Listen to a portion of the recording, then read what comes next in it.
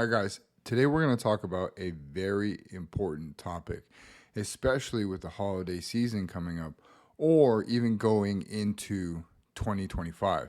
Okay, now this is extremely important, and this is something that I really want to kind of hammer home with because once you lose this one thing, it's pretty hard to gain it back if you don't understand what's really going on. Okay, now I know, and this is kind of a controversial opinion, but in my opinion, and from what I've seen, men are deeply more romantic than women. Now, if there's any women viewers here, which probably not, but if there are, they'll be thinking of rom-com, they'll be thinking of all of that Hollywood, Disney type of ordeal, or, I mean, if we have, very well-read women, they'll be thinking about deep literature love, like Romeo and Juliet, okay? But I'm talking about how men are more romantic on a core level. And that level comes from that they will sacrifice whatever they can to make sure that their family is taken care of.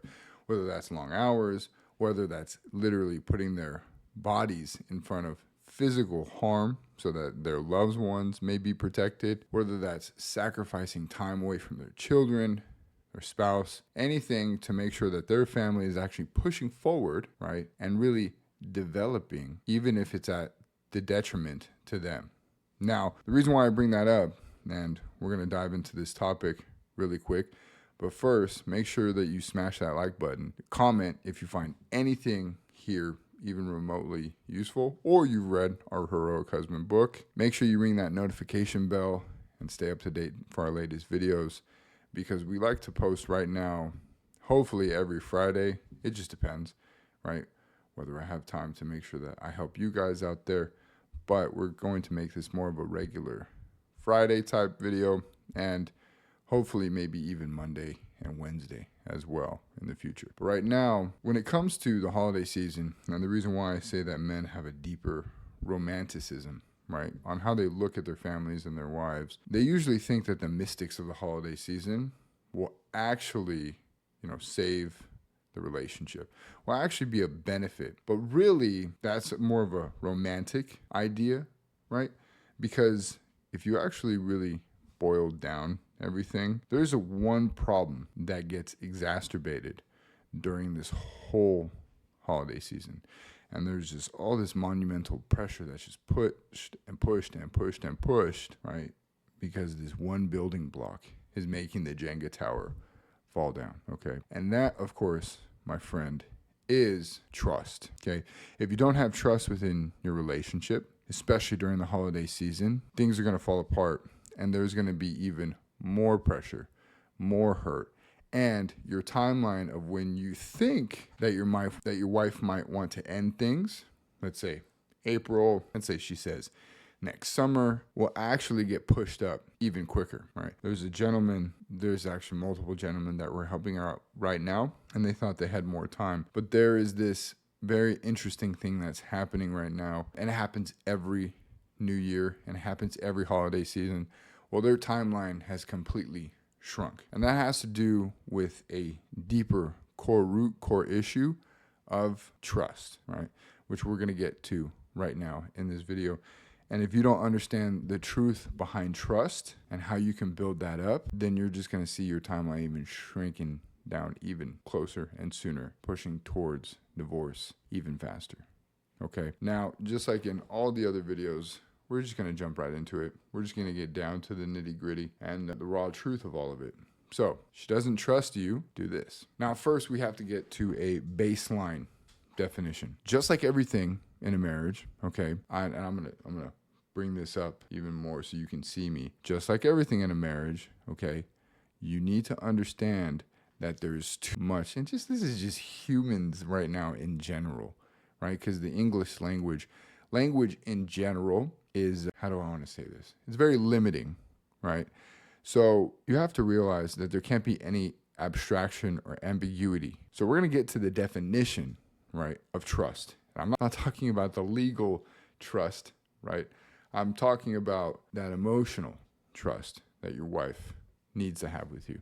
So definition is a firm belief in the reliability, truth, ability, or strength of someone or something. Okay.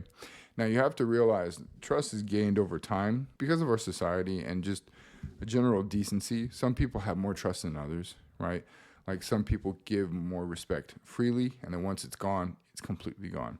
Same thing with trust, right? You may give someone a lot more trust than they give you because of your morals and your ethics as a human being. That's just what you think. But then once it's gone, or once it's eroded, or once it's kind of pushed up against, you're kind of like, okay, I see what you're doing here. Now, the biggest thing is over time, people build trust amongst each other through action, right? Words, sometimes they're cheap. A lot of people, sometimes they'll say, I'm sorry. Okay. And then they do the same thing again. In my definition, and one thing that I like to make sure that all of our clients know, and everybody that we interact with knows, I'm sorry means it's never going to happen again. Now, you can apologize. That's different. Okay. But usually when that happens, I like to say, look, I'm apologizing right now, and this is something I'm working on. And by the way, this is part of extreme ownership and extreme responsibility here, okay, which is very important to building trust. But I'll say, in this moment, I'm apologizing because this is something I'm working on, and I don't like that I did this. And I'm apologizing because I might do it again, but I'm going to try really hard not to, okay? And something to even build in that interaction, which is something that we tell our clients all the time, is if you kind of fall back when you're doing that and you mess up, call it out.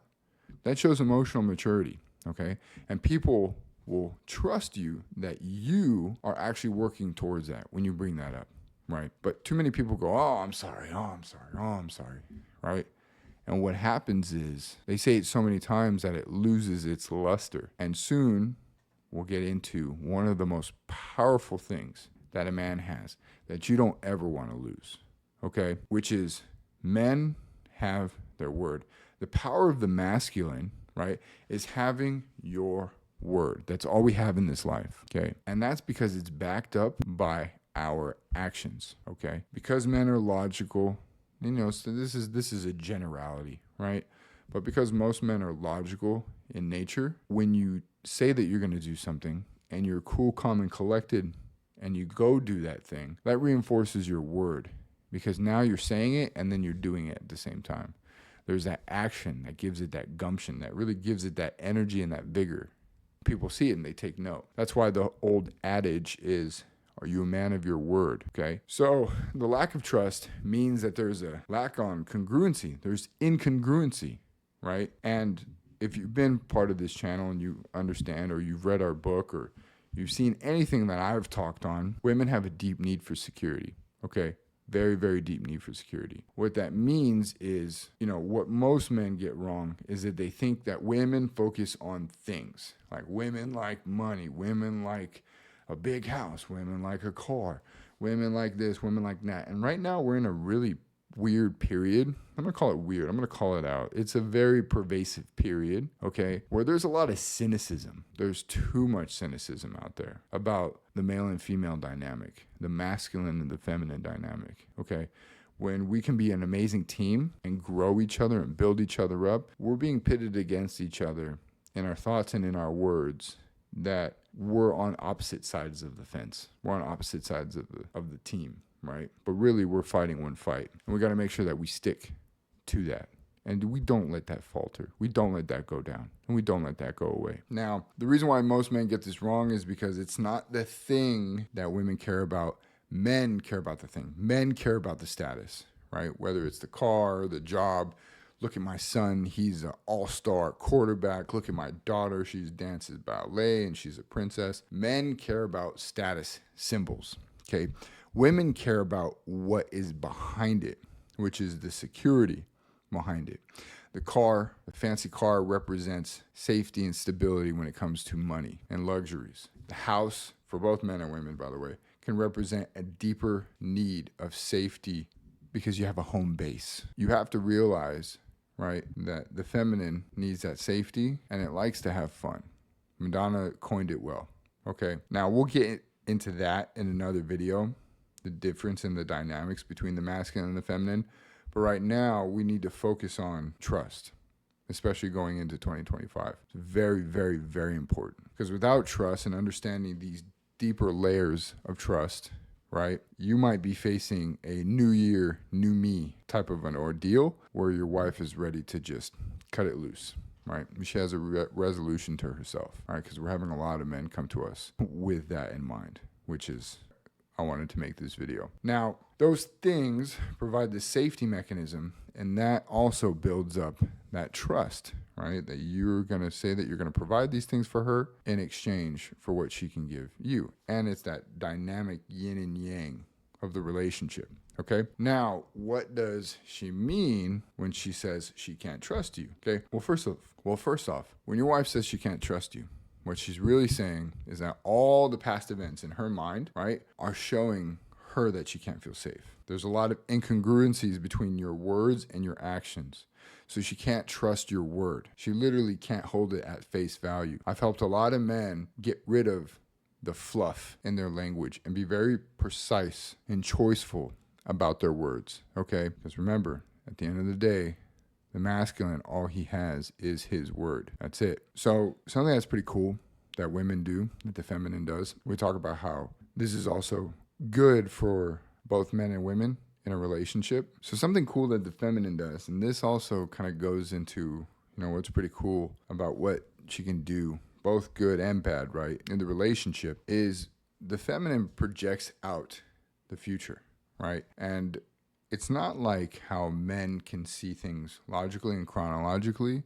The feminine does this so that she can satisfy that deeper safety mechanism in her mind, right? Humans don't like the darkness. We don't. We don't like seeing what's in front of us, what's not in front of us, I should say. We want to see the light, right? That's why we have flashlights. That's why we like making sure we don't walk down dark alleyways. We like to see what's ahead of us.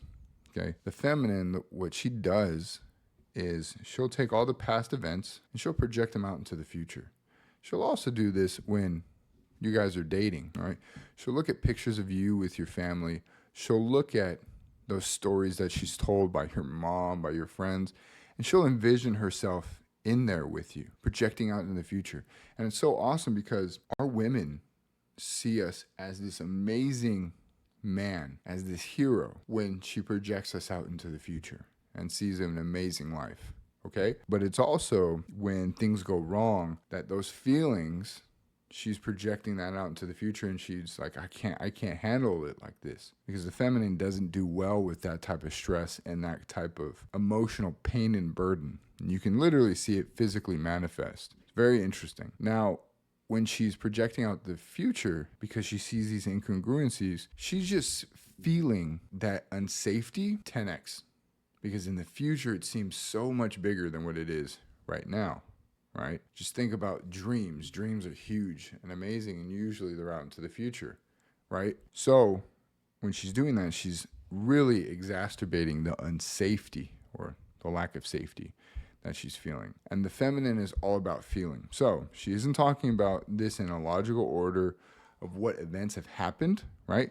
She's thinking about the feelings, right, that she was feeling in that moment. In the moment. That's another superpower of women. They can bring us out of our heads and into the moment for fun, and also, for not so much fun when things get pretty bad. Now, she's also saying that she can't trust your word because your actions aren't showing her that it can be trusted. And she's feeling that. She's projecting that out there. So that's what it truly means when she says that she can't trust you. Now, the good thing is you can actually reinforce the trust back. You can actually take control of the situation and realize that you're not forcing it, but through your power as a man, your power as a heroic husband, you can rebuild that trust not only within yourself, but within the people around you, especially your wife. Now, that's a big thing. Before I move on, you have to realize in life, and this is something that if you don't believe, then I'd rather you click away from this video right now, okay? Because it's not going to serve you to not believe this. Understanding this truth will serve you so that you can be better and you can change what's going on and the trajectory your relationship is heading, okay? So understanding your power as a man and the power of your word is everything. You have to first start with yourself. If you don't trust yourself, how can other people trust you? If you don't if you don't know that you'll take care of things, how are other people going to know and rely and lean on you to take care of things. They're not going to. If you don't have boundaries or respect for yourself, how are other people going to have boundaries or respect for you? When trust is broken, you have to take a look at yourself. And this is going to be a little easier said than done, right? This might be a little harsh, but you have to really think about it. Do you even trust yourself and your own word? Or have you constantly built up a pattern of saying you're going to do something and then you never do it? There, you're not just effectively attacking the trust of your family, friends, your wife, your kids. You're first eroding that trust within you, okay? You can't follow through on your own actions, on your own boundaries, on your own rules that you set within yourself. So your trust with yourself is eroded. And then it comes down to, well, if you came to your wife and you're like, yeah, I'm going to take care of it, and you're kind of shaky and your body language is all off, and you don't trust yourself, you can hear it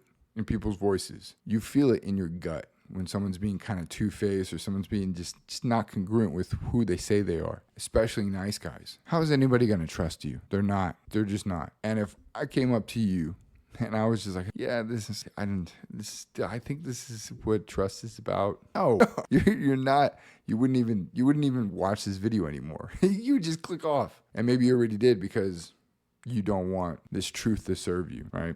And that's okay by me. I'm okay with holding controversial opinions that most people don't understand because I know this is going to resonate with the right amount of people. So what you need to do, okay, to regain that trust is a couple of things. Realize that you have the power to correct what's going wrong. A lot of people throw up their hands and they say, it is what it is. But men for thousands of years didn't go down easily, okay? Heard this on a podcast or a YouTube video that autoplayed. So if you know who this is from, please put it down in the comment section. Let's give them their credit. But I think it might have been a country guy. It might have been. I just can't. It was autoplaying. So and I love this because I do believe it's true and I do believe what's kind of going on, right? That whole notion of I'm just gonna throw up my hands and that's it. Well, that is so wrong. And men for thousands of years have never thought that because being a man is a responsibility.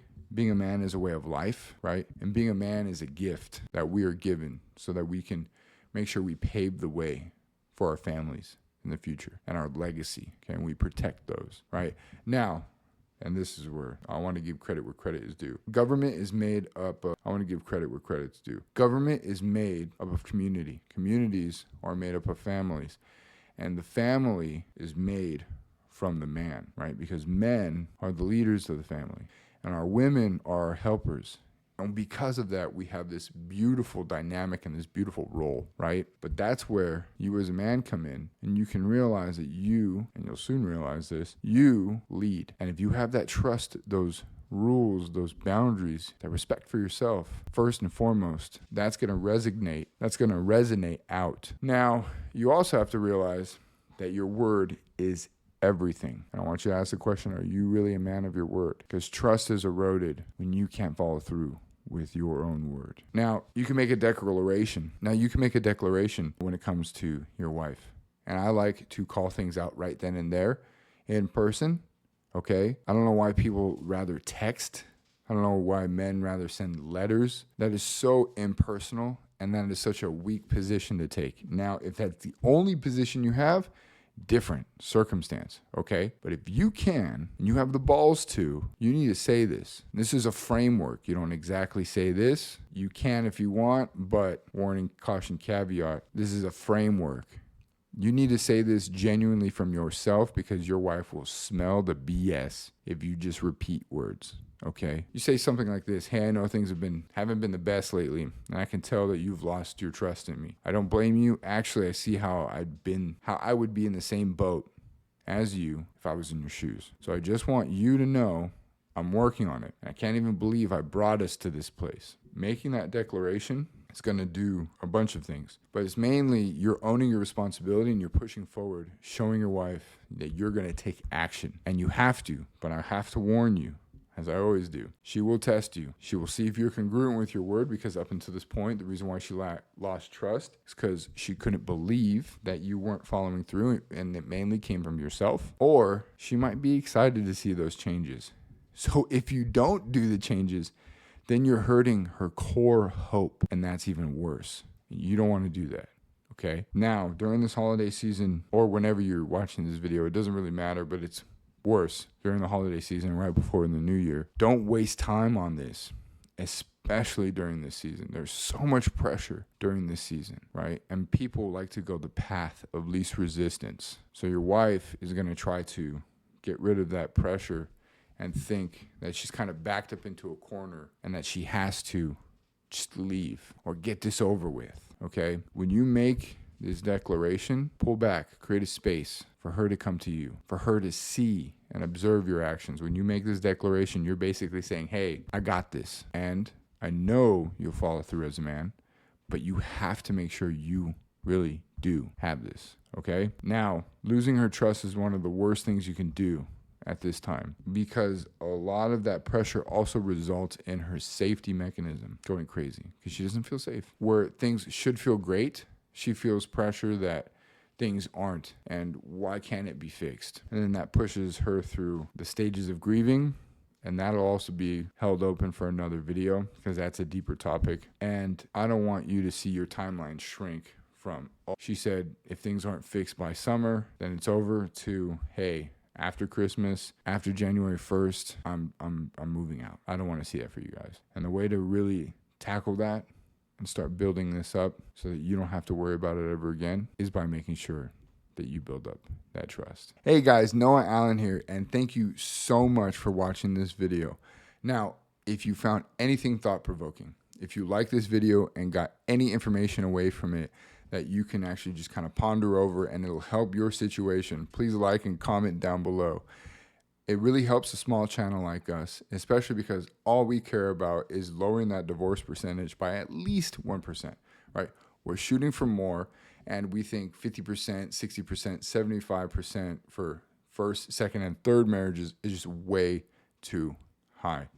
Now, like I said, if you thought anything was useful in this video, please like, comment down below, ring that notification bell, and if you haven't already, pick up the Heroic Husband book, and hopefully you gain something out of that so that you can save your marriage just like the other hundreds and thousands of men that we've already helped with the book. We are a small channel, we do have a big mission, and we do want to make sure that we get in front of as many men that are struggling through this time. I went through it, and I don't want anyone to go through that pain.